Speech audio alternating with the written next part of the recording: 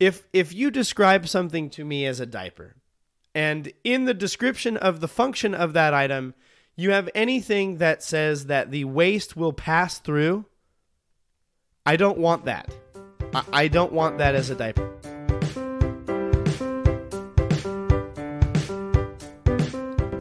Welcome back to Privy.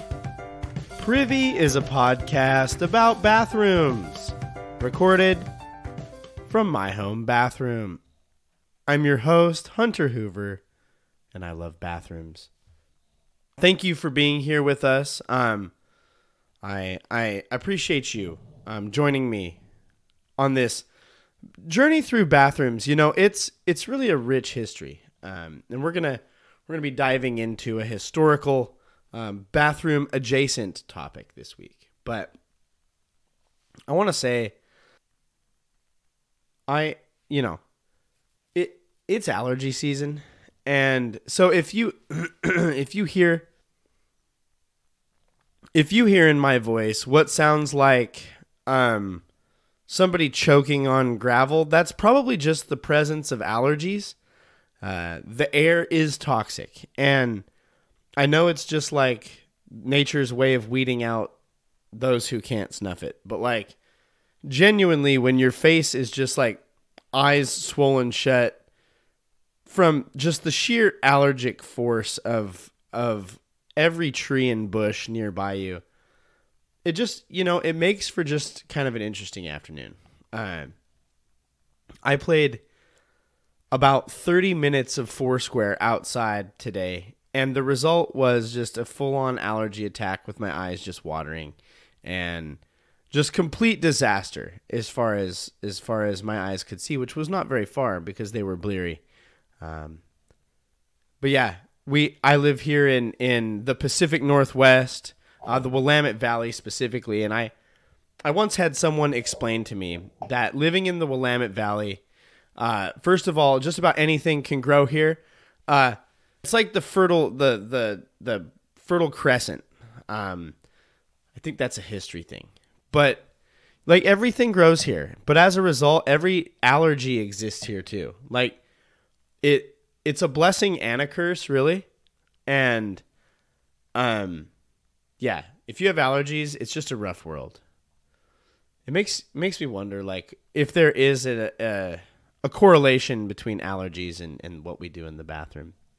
I put my eye drops in the bathroom, so that's kind of correlated.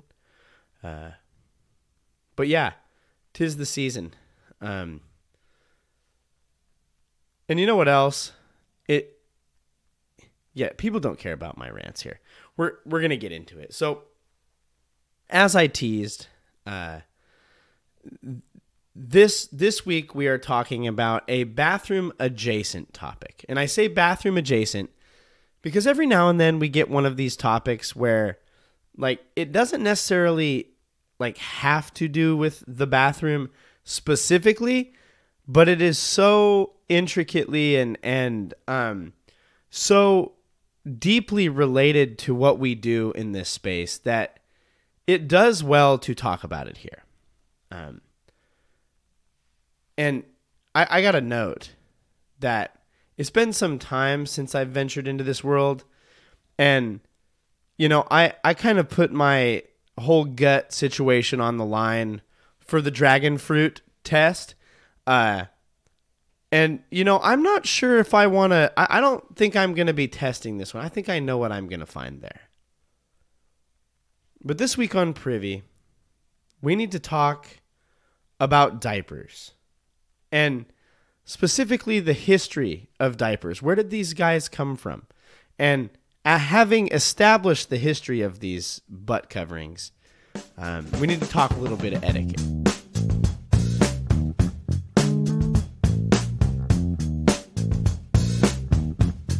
When my wife, I won't do the thing. I will resist the urge to go full Borat on that saying, but just imagine that I did do it.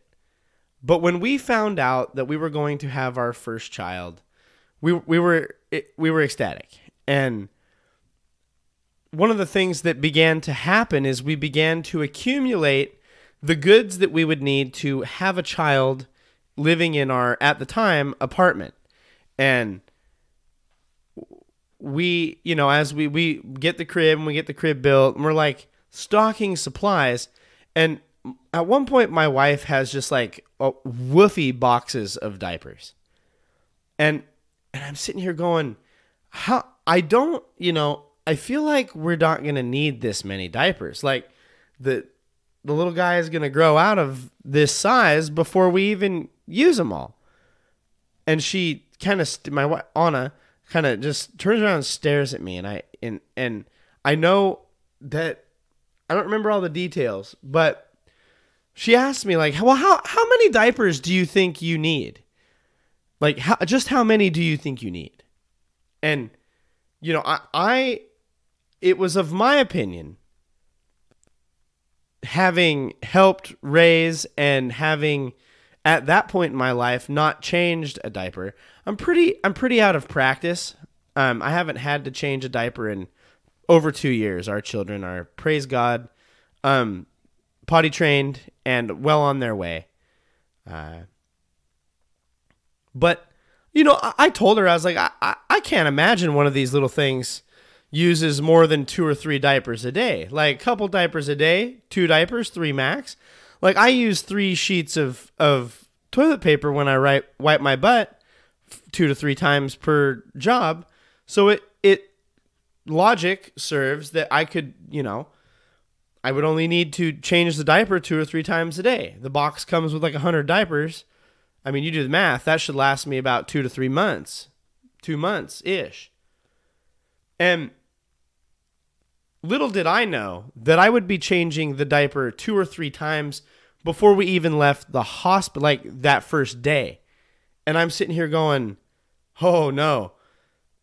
And I will be the first in line to admit, and I have admitted it to Anna, I was terribly, terribly wrong. I very underestimated how many diapers a baby is going to be using. The other thing, while we're on the topic of changing baby diapers, something they don't tell you about those newborn baby poops? Like, they have all these parenting books written for all sorts of things. Well, how to, and they got how-to videos on how to swaddle a baby and how to change the baby's diaper and give a baby a bath and do all these things with a baby. And I will admit, I did read and I did look up and I had Anna show me a number of those things. But you know what nobody ever told me about? Flipping newborn baby poops. They are wild. It's like black tar. I've never seen black tar heroin, but I imagine that it looks like newborn baby poop. It's insane. And I'm in the hospital and, that I'm told he needs to be changed. And I pop the diaper open as I stare down at this like real life miniatured version of the Pokemon Muck that had emerged from my beautiful son child. All I could think was this like, man, I am so thankful for diapers. Could you imagine if he had just sullied this straight into his blankie? Good night. From that point on, we proceeded to use way more than 2 or 3 diapers a day for the next 2 or so years. Really, it was 4 years because we had the 2 children, but whatever. I digress. I'm forever thankful to my wife because one of the things I had told her, I was like, I really don't want to have 2 kids in diapers at one time. And man, my son and my wife, like, they locked down the potty training like almost in perfect timing.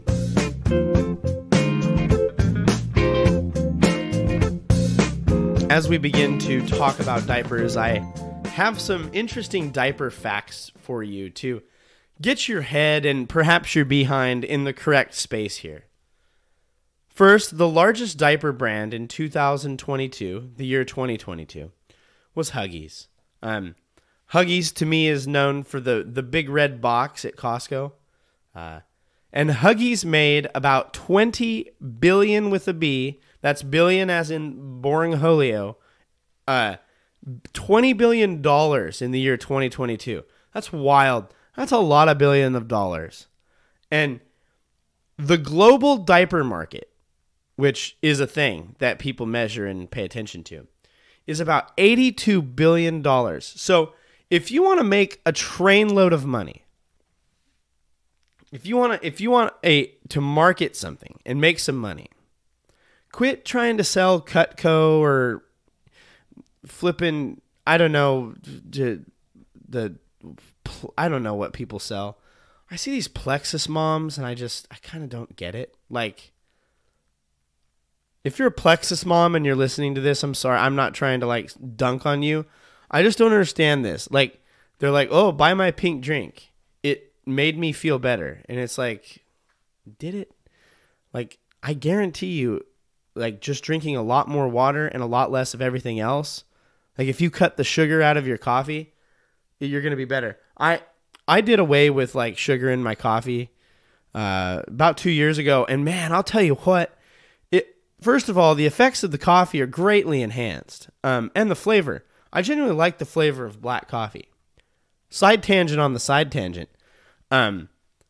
Black, like poorly brewed black coffee, it tastes like it. My desire for that taste in my mouth is similar to what I think has been described to me as people who smoke tobacco cigarettes.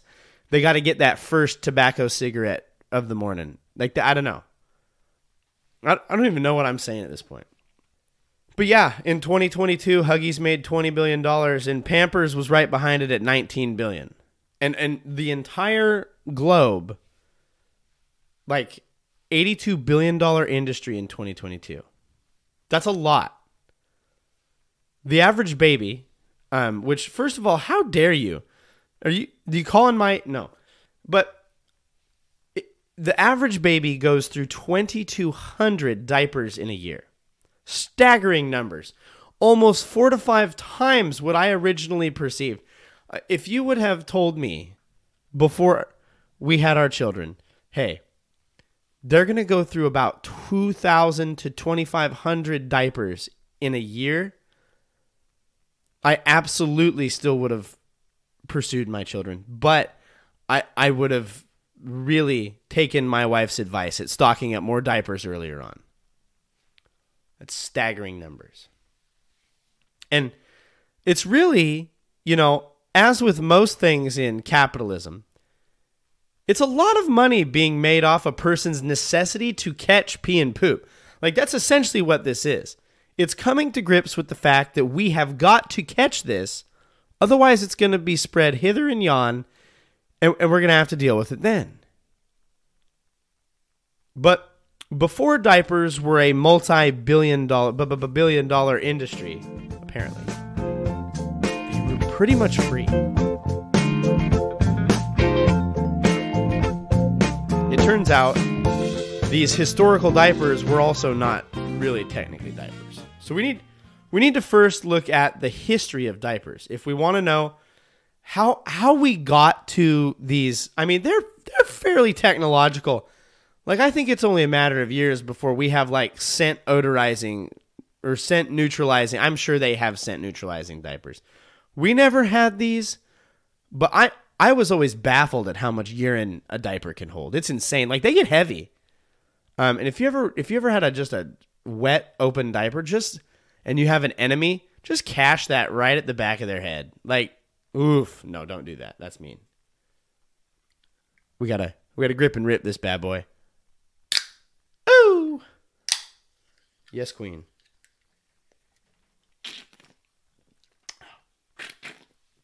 Oh, that brings the pepper. Polar seltzer's coming out again here.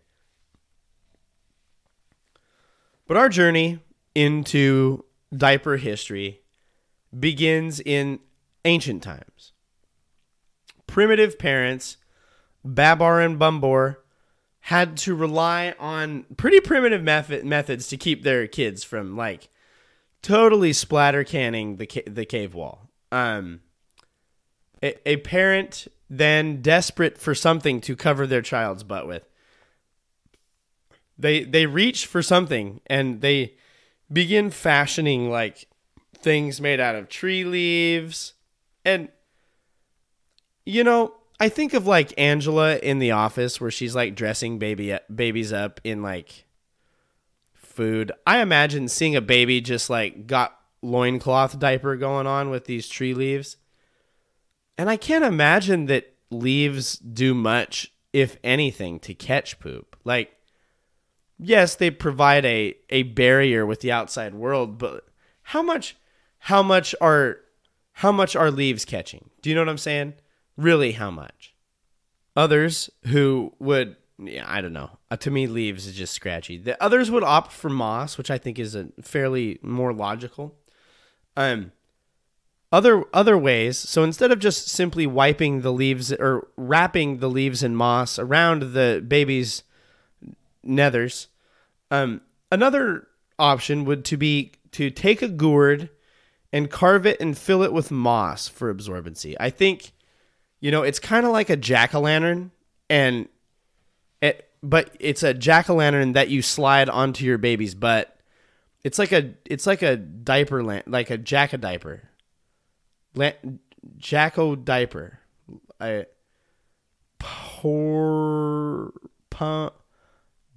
Pumpkin.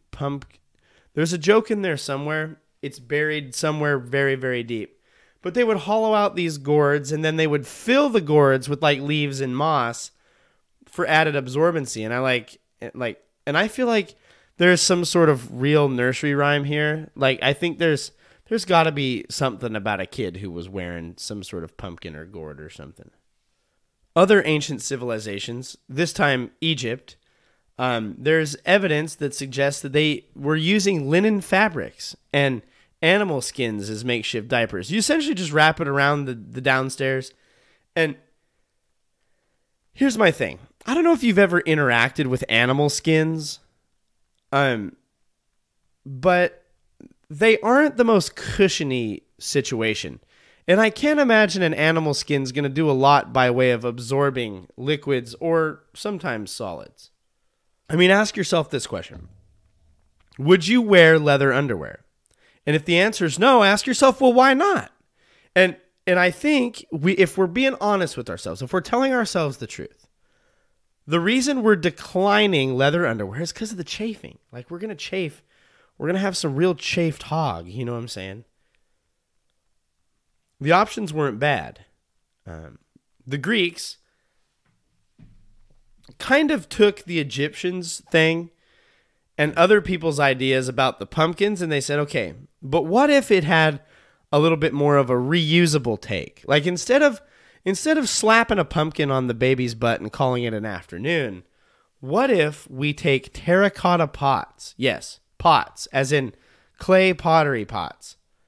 And we formed them with holes in the bottom that were used now as early forms of diapers. Now, I have got to tell you, the description of these pots is that they, quote, would allow the waste to pass through while keeping the baby relatively clean. And as I sat here and thought about this, I was like, how in the heck is a baby going to wear a clay pot and poop in the clay pot, and somehow it travels through the clay pot and it does not get them dirty? And I'm going to tell you, the number of things that came to my brain, I could not suss this out. But thankfully, we live in the world of Google image search. And I want to note here, I think this is not technically a diaper. I don't really know how to describe it. But I do know that if you describe something to me as a diaper, and in the description of the function of that item, you have anything that says that the waste will pass through, I don't want that. I don't want that as a diaper. Like, imagine you go to, we don't go to Target right now. Imagine you go to Walmart and you look at the Huggies, and the Huggies diapers say, allows the turd to pass through, keeping your child's buttocks clean. I'm not going to buy it. Like, it's not that I don't want my child to have a clean buttocks, but get it, but how is this possible? Well, I had to go look this up because I could not figure it out. And after I saw it, my instantly thought to myself was, well, I don't think this counts as a diaper.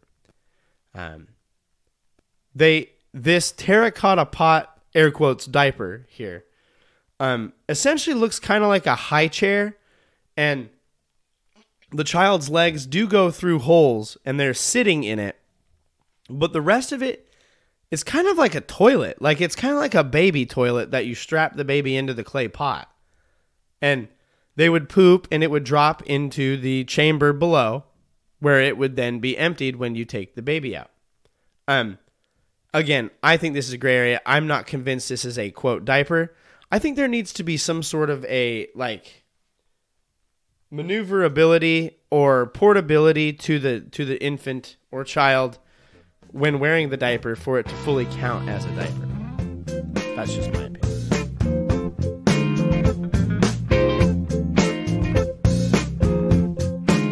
The ancient Chinese developed, good Lord, like sometimes I read a sentence and I remember typing it. Like I use my notes. I have notes. You caught me. I have notes. Forgive me.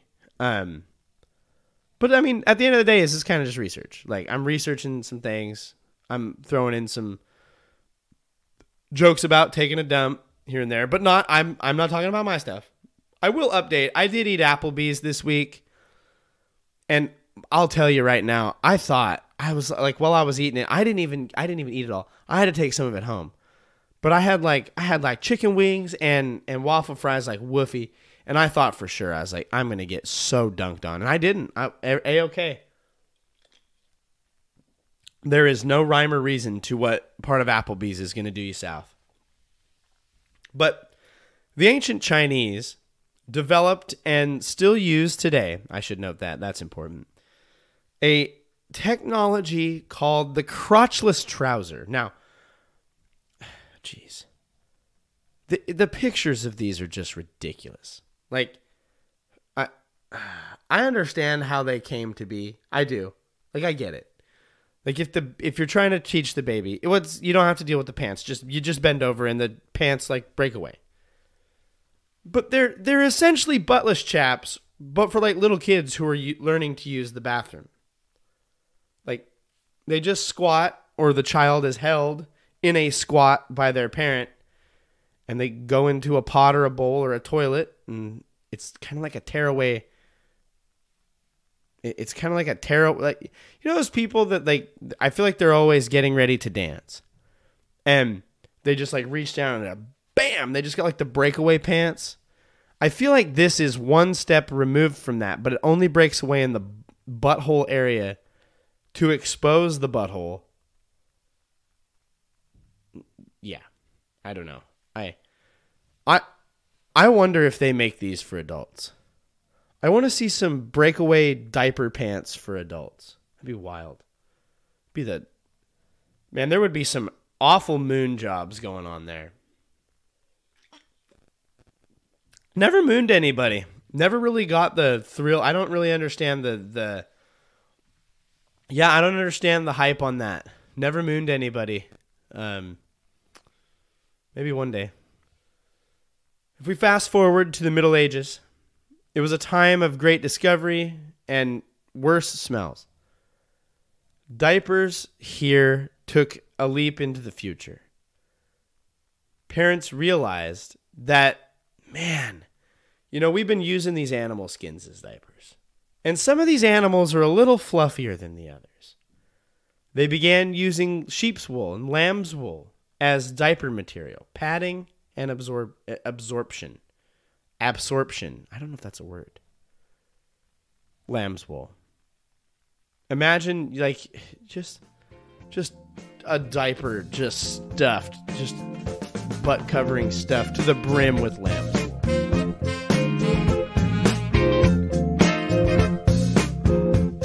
Moving into the Renaissance era, it was a time of exploration, and the diaper choices in fashion kind of took a downslope. The wealthy of society kind of embraced a fashion forward, and they began using fine linens as diaper material. Now, here's why you want to not use fine linen as diaper material. It categorically will be covered in human turds. But it should be noted, a change in the word diaper occurred during this time. Diapers were used as, the term diaper was used as a decorative patterned fabric. So you would say, oh, those pants are made of diaper. Kind of like how, like, denim, jean, it's a jean jacket. Well, jeans are pants, but they're jean jacket, like the material is jean. It's kind of like that for diaper, but they began taking this fine layer because it was nice and soft, and they began sewing it into the parts of clothing that needed an extra layer, particularly the ones that are associating with your downstairs. Think of like early underwear, but it's sewn into the pants. It's called diaper fabric. This softer material began to be used by parents to the point where the idea of a diaper was associated with children and not adults anymore. It's like they were saying, oh, look at my child's butt covering. It's all the rage. I use only the fanciest linens for their booty covering. In more recent history, the modern diaper as we know it today began to take shape in the 19th century. In 1834, a woman named Maria Allen invented the first U.S. patent for a diaper. Her design featured an absorbent pad that was secured with a safety pin. This invention, the absorbent pad pants, laid the foundation for the development of modern diapers. For a long time, these were referred to as nappies. If you watch Bluey, you know all about them nappies. As we move into the Industrial Revolution, things began to boom. Industry was being revolutionized. I think that's the verbiage on that. Things were improving. Technology was getting better. And with it, machines to do work. Now there are machines to produce diapers. Mass production leads to mass confusion here. As during this time, I argue we took a step backwards as we introduced rubber pants. Now, rubber pants served kind of the similar purpose as diapers. They caught the material. Now, the problem is until you would have to put some sort of an absorbent material, usually a nappy, inside the rubber pants to help the leakage. They wanted them to be encased in this impenetrable rubber barrier. The problem is that rubber pants often leaked, even when lined with the absorbent cloth diaper nappy. The 1900s saw an even different boom. We entered the era of disposable diapers because up until this point, with the exception of the leaves and moss and pumpkins people of the past, we were reusing these. We were washing them and reusing them. And with the disposable diaper, I would argue, came a fortune by way of $80+ billion per year. Mothers and their infants clad in, at the time and at the beginning of these disposable diapers, they look like just glorified paper bags. Like, convenience was at an all-time high, but wearing these made your kid look like a ding-dong. Like, landfills saw more and more of these diapers pile up. Imagine, we've talked of the trouble of the early sewers during this time. Imagine the bedlam that these diapers waged against those sewers. In the 1940s, a Swedish paper company called Paulstrom introduced the first mass-produced disposable diaper. The diaper consisted of a tissue paper lining and an outer plastic cover. Now, here's the thing. Tissue paper does nothing when wet. Like, if you spill something, next time you spill something, go get yourself a Kleenex and try to clean it up. It fades away like most of these government officials' morals in the sight of anything that they want and they know they shouldn't have. But it consisted of a tissue paper lining and an outer plastic cover. It wasn't until the 1960s and 70s that disposable diapers gained the significant popularity and became a staple in households around the world. But before then, we have to jump back because we have been speaking primarily of baby diapers, saying nothing of the adult diaper industry. The use of adult diapers can be traced back to World War II, when the military developed absorbent products for injured and bedridden soldiers. These products were designed to manage bladder and bowel incontinence, providing a practical solution for individuals who had difficulty using conventional bathroom facilities. The adult diaper was a medical invention to assist in wartime to those who fought and were injured. Marion Donovan invented the first leak-proof diaper cover. And with this we arrive at what is essentially present-day diaper technology. Modern-day diaper technology has reached staggering heights. Moisture-wicking fabrics, absorbency like never before, diapers that send messages to your smartphones. Yes, electronic diapers. Diapers have come a long way. But there were some deals that needed to be made. Marion Donovan, as I stated, invented the first leak-proof diaper cover. She sold her patent for the waterproof diaper for $1 million back in 1950.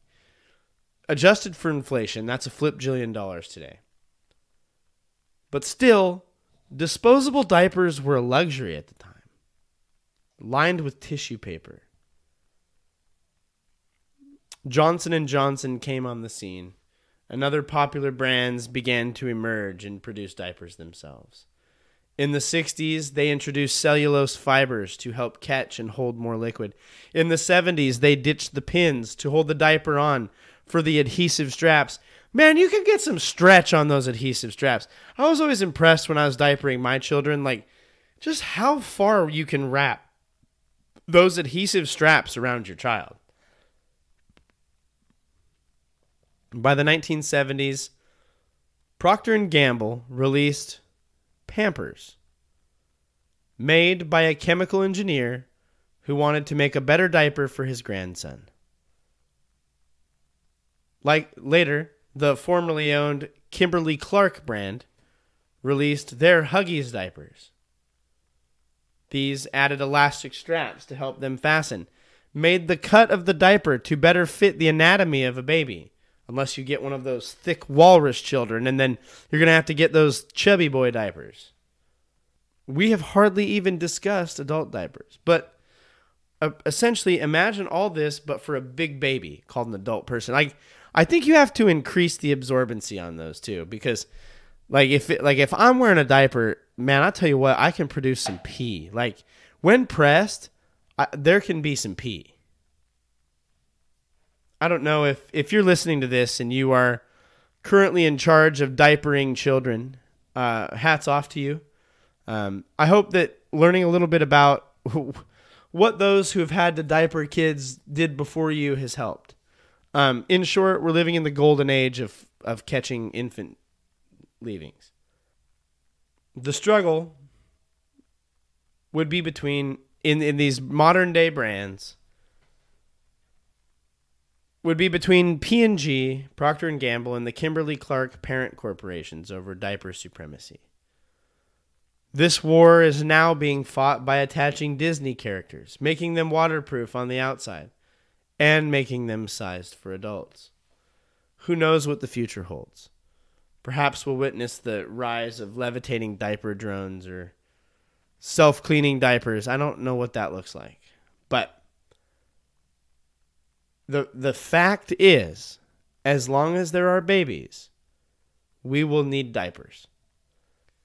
Now that we've looked at where diapers came from, we all know what the stuff in them comes from. We need to talk briefly here, a little diaper etiquette. And diaper etiquette can essentially be summed up as this. Change the diaper frequently and change it in a place where it won't be disruptive. Now, I must admit, early on, my thought was, well, if they pee, you can just let that sit and they can wait until they poopy in it. Now, again, Anna quickly corrected my error in this and said, no, you cannot just let them sit in the urine. Like, you need to change it as quick as you possibly can. To which I said, well, what if they instantly sully the next diaper? And she said, well, you change it too. But she's right. Kids need their comfort too. I wouldn't want to sit in my wet. You may need to wipe down the surface you're changing your baby on. I would recommend wiping it down both before and after the changing process. That's etiquette there. If you are changing a baby and it is not in a bathroom, you may need to dispose of the diaper in a more rigorous means than simply just tossing in the trash. Like, you know, you don't want, if you're changing at somebody's house, you don't want to leave just that just little turd grenade wrapped up so precious. You don't want to leave that in like their kitchen trash or like their bedroom trash can. Like, you don't want to do that. Deal with it. Take it out to the dumpster. Figure it out. Much like Zelda and, well, I guess it's Link. Much like Link and his very good sword, when you go to change a diaper, you want to go prepared. Diaper cream, check. Changing pad, check. Wipes, check. Make sure you have everything you need and that it's all accounted for before you go bursting open the seams of that diaper. Because once you break the seam of that diaper, those legs are going hog wild. There's no control then. That is not the time to get your life in order. You get your crap organized before you get the diaper unleashed. Like, you got to order your life better at that point. You do not want to expose the babe before you're ready to service the babe. The internet says you should always get permission before changing someone else's baby, and that's good advice. But in my opinion, unless you are related to, babysitting, or a medical health professional providing support, you should not change another person's kid. Like, I, as a parent, did my very best to never ask anybody but my parents and like the kids' relatives to ever change the diaper. If I was there, I would change it, or my wife would change it. That said, I don't want to change your kid's diaper. Like, no thanks. Diapers are much more absorbent than you'd expect. And this brings me to a brief Hunter's Anecdotes to keep you afloat.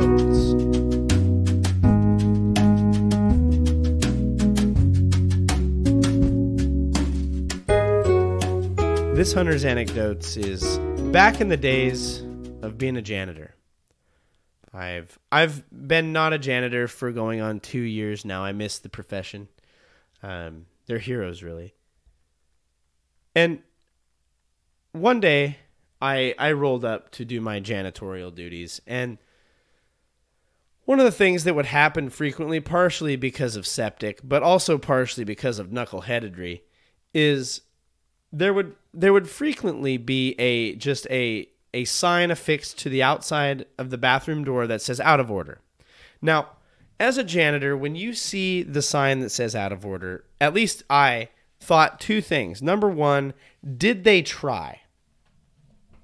And what I mean by that is, did the person or whoever the person who made the decision to deem this toilet as out of order, did they do anything to make it out of order?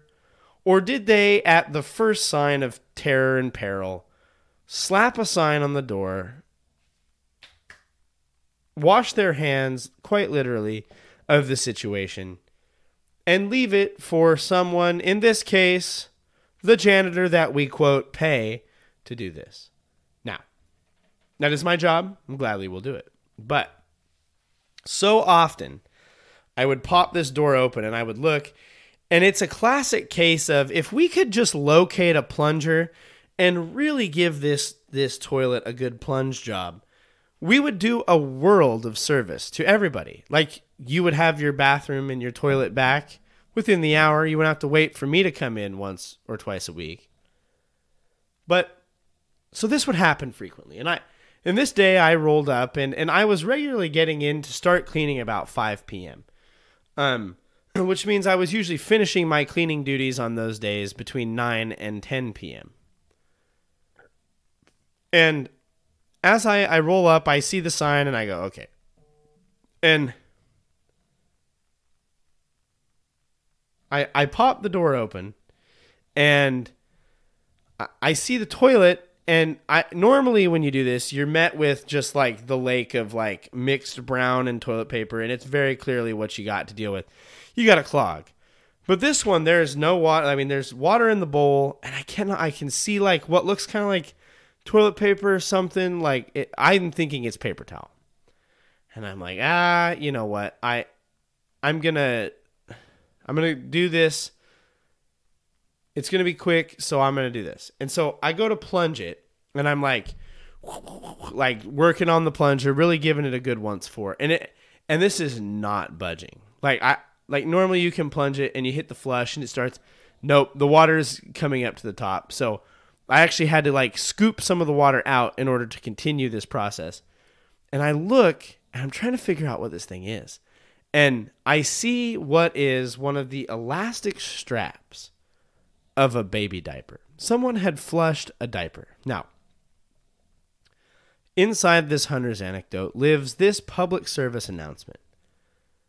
And I know it should go without saying, but obviously it does not. Do not flush diapers. Do not do it. Because I am now caught on a Friday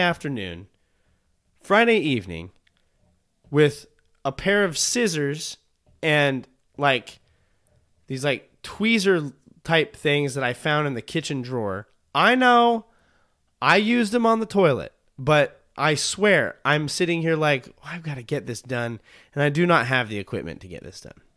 And I'm like simultaneously cutting the diaper and tweezing out chunks of the diaper at a time to get the diaper loose, to get it up out of the S-bend. It took me like 15-20 minutes in this process of cutting and pulling to get this diaper free.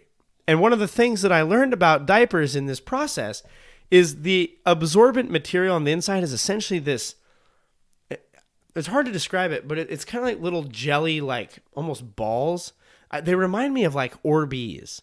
But they are just like, they're in there and they just kind of like swell up. They're also the like color changing agent that in the diapers that change color.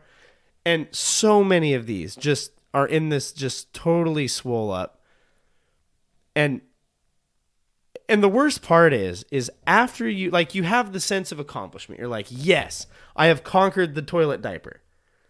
And then you turn around and you remember, after you just killed 15 minutes to a half hour getting some person's nonsense, and thank God in heaven it was just a pee diaper. Like, I can't imagine like having to cut through someone's poopy baby diaper. Like, it was a pee diaper, so it's gross, but it's less gross. Do you know what I'm saying?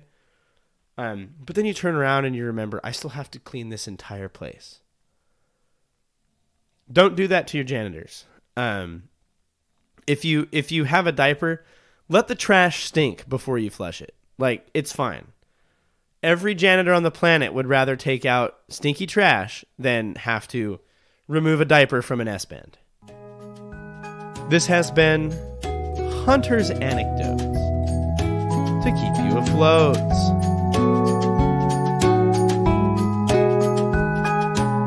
And this brings us to the end of another episode of Privy. Thank you again for joining us. Hope you enjoyed the discussion on diapers. If you want to shout at us, if you have thoughts, feelings, concerns, tips, tricks, feedback, any of that about diapers, send us an email, privycast@gmail.com. We'd love to hear from you. Follow us on social. We're at Privycast. Leave us a rating or review. The 5-star options are preferred. And for every review left, we will donate $1 to the Wounded Warriors Project, reminding you that the free world was not always free, but we should keep pooping in the free world.